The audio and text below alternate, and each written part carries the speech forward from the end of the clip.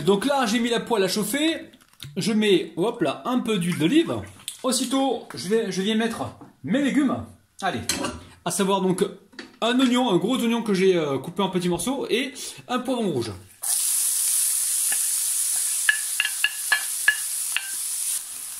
Allez, on fait un peu de place au milieu et là je viens mettre 350 g de bœuf haché. Bœuf haché que j'avais dans le congélateur. Donc ça aussi c'est une technique, quand vous allez à la boucherie, acheter de la viande, séparez-la, mettez-la au congélateur, comme ça vous en avez pour toute la semaine. Donc organisez-vous. Donc là maintenant on va mettre le sel, le poivre et le paprika. Allez, en paprika, on met environ une bonne cuillère à soupe de paprika. Ici on va venir y mettre le sel, donc le sel et le poivre ça reste toujours selon vos goûts, c'est à vous de voir ce que vous mettez comme sel. Et le poivre c'est pareil. Alors on est sur un petit feu moyen, pas trop fort. Et on baisse la température si besoin. On va cuire ça pendant quelques minutes. Alors ici j'ai un pot de sauce tomate ou de coulis de tomate. Donc le pot fait 400 g. Je pense que je vais en mettre... Allez, je mets tout les amis. Ah, j'ai dit les amis, il faut que j'arrête avec ça parce qu'il y a beaucoup d'abonnés qui me disent arrête de dire les amis. Donc je vais me calmer un petit peu. Donc là j'ai mis 400 g. Ou 400 ml. Voilà, il y a marqué 420 g. Vous voyez bien. 420 g de sauce tomate. Je vais rajouter de l'eau. Donc l'eau, je vais juste récupérer ce qu'il y a au fond. Et je vais le rajouter directement dans ma sauce bolognaise. Pas beaucoup, je vais en mettre juste... Allez. Je mets 200 g d'eau, 20 centilitres d'eau. Ok. Donc là, je vais hop là, agiter le bocal. Hop. On agite le bocal, comme ça on récupère toute la tomate. On va venir mélanger. Et ensuite, on va mettre l'herbe que j'adore, le basilic. Allez, on baisse le feu. Là, on veut pas que ce soit trop fort. Ça sent très très bon. Alors là, j'ai du basilic congelé. Alors, basilic congelé, moi j'adore ça, j'en mets pas mal. Là, j'ai une belle poignée de basilic congelé. Je vais mélanger comme ceci. Je remonte un petit peu la température. Et je vais voir si j'ai un peu de concentré de tomate. Le concentré de tomate. Où est-ce qu'il est? Il se cache, il n'est pas là. Ah, il est là. Je viens de le trouver. Donc là, j'ai un petit peu de concentré de tomate.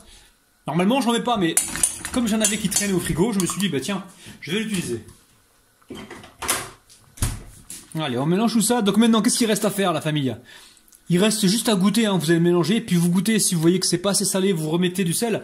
Rectifiez donc l'assaisonnement. Et après, libre à vous de mettre ce que vous voulez. Si vous voulez mettre de la harissa, il n'y a pas de problème. C'est vous qui voyez. Alors, moi je vais déguster rapidement pour voir ce que ça donne. Mettez pas trop de sel si votre sauce tomate est déjà salée. Bismillah. C'est excellent. C'est très très très bon. Donc là, je fais bouillir même pas une minute. Je dirais même que là, je vais totalement arrêter. Et on va pouvoir donc passer au montage. Alors, vous pouvez réaliser, si vous le souhaitez, donc une béchamel. Moi, aujourd'hui, je vais faire de la récup. Vous allez voir, la récup à la Rabinou.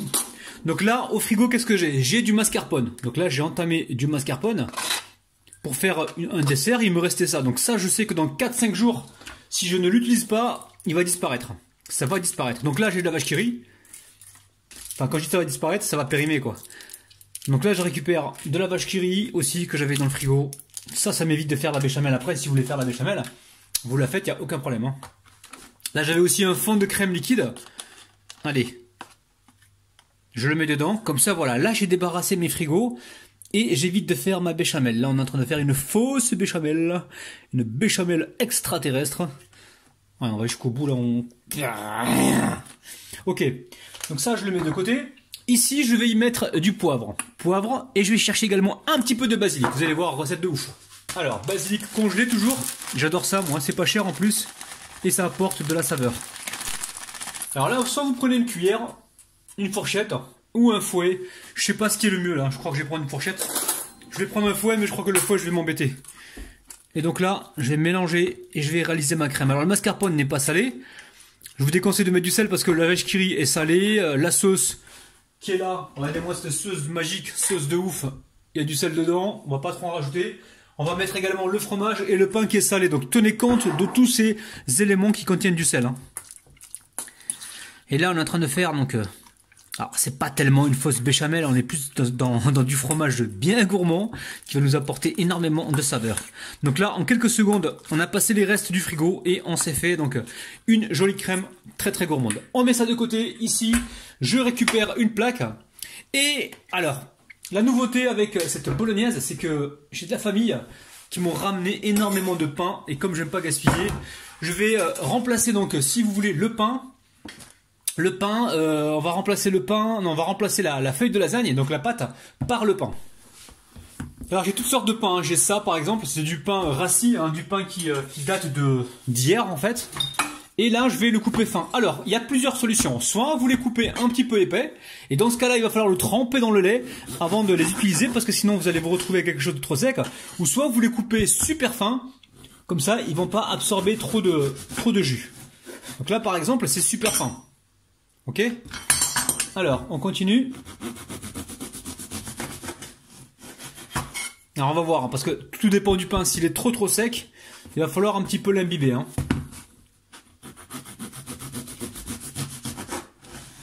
Ou alors, s'il est trop sec et que vous l'imbibez pas, il risque d'absorber tout le jus de la bolognaise et vous allez vous retrouver avec quelque chose qui va être un petit peu sec. Et c'est pas du tout ce qu'on veut. On va voir.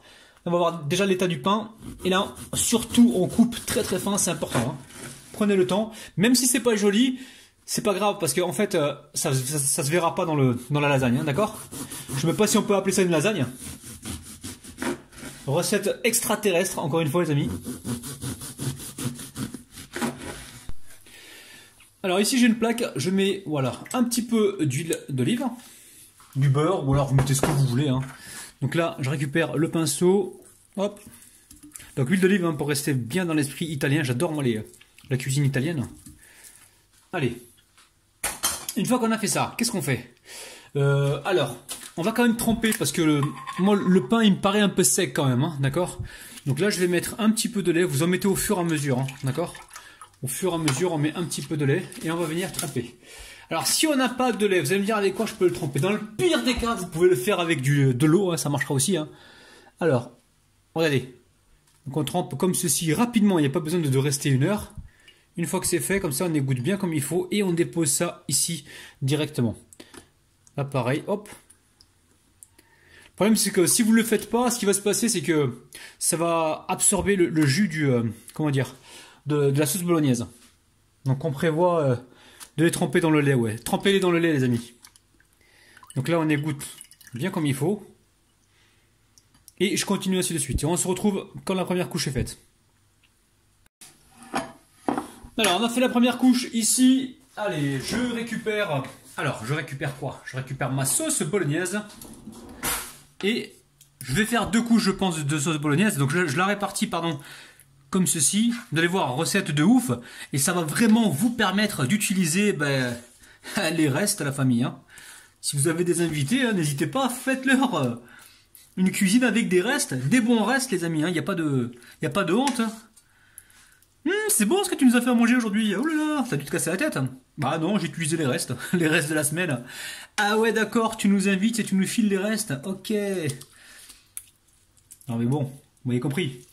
Alors là, on a mis la première couche. Vous avez vu, hein?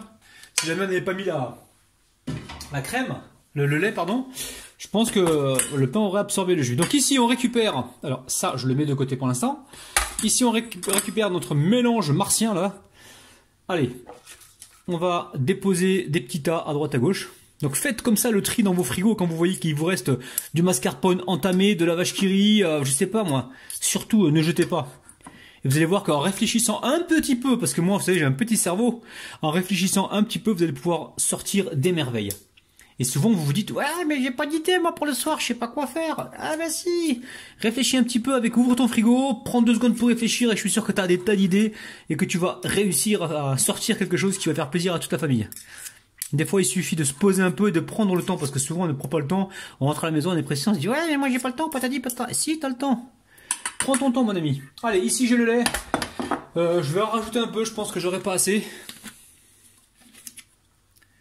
Allez, petit pouce vers le haut hein, si vous trouvez que je parle trop. Hein. Et n'hésitez pas à me dire en bas dans les commentaires si vous voulez voir encore d'autres recettes comme ça martiennes. Prenez 2 secondes, mettez-moi ça en commentaire, ça me ferait énormément plaisir de vous lire. Donc là, pareil, je trempe mon pain dans le lait.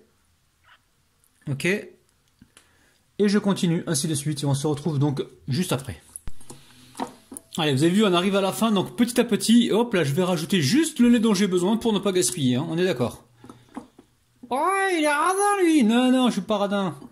Je fais attention, j'ai pas envie de gaspiller bêtement. C'est dommage de gaspiller toute cette abondance que l'on a ici. Surtout en Europe, on a beaucoup d'abondance au niveau de la nourriture. C'est dommage de la gâcher. Allez, ici, on va faire quoi? Là, je récupère une spatule ou une cuillère. Hein, prenez ce que vous avez. Et on va venir juste tasser un petit peu comme ça. Là, on tasse. Et on va mettre donc la dernière couche de viande par-dessus. Alors, assurez-vous de prendre un plat adéquat. Hein. Là, j'ai pris un plat qui me semble un peu plus grand, un peu plus petit, mais bon, ça devrait aller normalement. Allez, on met tout ça partout, on répartit bien comme il faut. Et là, vous allez vous dire, ah, il reste un peu de lait, il a gâché. Mais non, la famille, non, non, non, pas avec Rabinou, les amis. Je vais vous montrer ce que je vais en faire. Hein. Je vais vous montrer ce que je vais faire avec ce lait-là. On va d'ailleurs en rajouter pour imbiber notre fromage qui va nous servir justement pour gratiner notre lasagne. Donc là, il y a du jus, hein, vous inquiétez pas. Vous allez vous retrouver avec quelque chose de bien gourmand. Alors encore une fois, je suis paumé là, je fais une lasagne, mais je ne sais pas du tout comment l'appeler. Hein. Je compte sur vous pour me trouver donc un titre à cette recette. Donc éclatez-vous dans les commentaires et je choisirai donc le titre qui convient le mieux à la recette. Alors là pareil, il reste un petit peu de fromage râpé. Ah, mon frigo, je vous raconte pas là, les amis, là il est vide le frigo là. Il est vide de vide. Allez, on a quoi dedans? Je récupère une fourchette. Il y a juste la vaisselle qui est pleine aujourd'hui. Hein. J'ai de la vaisselle partout. Allez, on va mettre un petit peu de lait. Pas beaucoup. Et on va laisser donc le fromage absorber le lait justement pour ne pas que notre lasagne crame au four. Hein. Alors normalement, si vous pouvez le faire en début de vidéo, ça vous mettez le lait à tremper dans le fromage, c'est toujours bien en début de vidéo, comme ça vous permet vraiment de laisser le temps au fromage d'absorber le lait. Alors, on va tenter un truc. Vous allez me dire, mais il est ouf! Il est ouf! Eh ouais, il est ouf. On va mettre tout ça avec le mélange de vache qui rit qui nous restait. Allez. Maintenant que le fromage a bien absorbé le lait, on mélange le tout comme ça, on a du vide partout. On mélange. Et on va pouvoir donc tout à l'heure, on attend un petit peu, étaler tout ça donc sur notre plat à gratin. Allez, j'ai retrouvé un petit fond de fromage qui traîne dans le frigo. Hein. J'ai bien fait d'aller voir. Pareil, je vais l'ajouter. Ouais, moi je vous conseille de couper le pain au fur et à mesure, sinon il va vous en rester un petit peu, donc là c'est pas grave. Hein. Ça sera pour le petit déjeuner de demain matin, on va mettre ça dans un sac plastique. Allez, on va commencer à mettre un petit peu de fromage un peu partout là. Pour pouvoir... Mettez pas tout au centre parce qu'après vous allez avoir du mal à tout mélanger. Là on en veut vraiment partout et délicatement, avec tendresse et délicatesse, on va essayer de répartir le tout sur la surface. Là on peut déjà commencer. Donc là le four il est en train de préchauffer à 175 degrés, non 180 degrés, et puis on va laisser cuire tranquillement. On prend le temps. Allez, direction le four, on va voir ce que ça va donner tout à l'heure. C'est parti. Alors notre petite lasagne extraterrestre, donc qui est cuite, hein. Regardez-moi ça, on va la laisser tiédir un peu parce que là c'est brûlant, je peux pas la couper tout de suite. Et franchement ça me fait, hein, vous avez vu, on a passé ce qu'on avait besoin de passer. Là ça donne envie là. Hein. Franchement, avec une petite salade, vous allez vous régaler. Allez, il est temps de se couper une jolie part. Donc là, on va déjà faire le tour. On a huilé le plat, donc on ne devrait pas avoir de problème au niveau du démoulage. Donc là, j'essuie mon couteau. Ça sent très très bon, hein, c'est incroyable. Alors, à chaque fois, on va venir essuyer le couteau. Donc ici, je coupe. Alors là, c'est encore chaud. Hein. Si vous le laissez encore plus tiédir, vous aurez, je pense, une meilleure tenue. Hein. Et encore une fois, hein, on a imbibé le pain. Vous n'êtes pas obligé de le faire. Hein. Si les pains sont bien fins et pas trop secs, vous n'êtes pas obligé de le faire. Hein. que je sais qu'il y en a qui vont me dire, ouais, mais moi je suis intolérant au lactose, patati, patata. Ouais, dans ce cas-là, c'est vrai qu'il y a du fromage dedans. Ça va être délicat, mon ami. Allez, bismillah, les amis. On se récupère une jolie part. Allez. Hop là. Regardez-moi ça, la famille. C'est magnifique. C'est chaud. Recette de ouf. Bah, refaites-la, faites-vous plaisir et surtout faites plaisir à vos proches et envoyez-moi donc, postez-moi des commentaires pour me dire ce que vous en pensez. La famille, prenez soin de vous, je me boule, bye bye.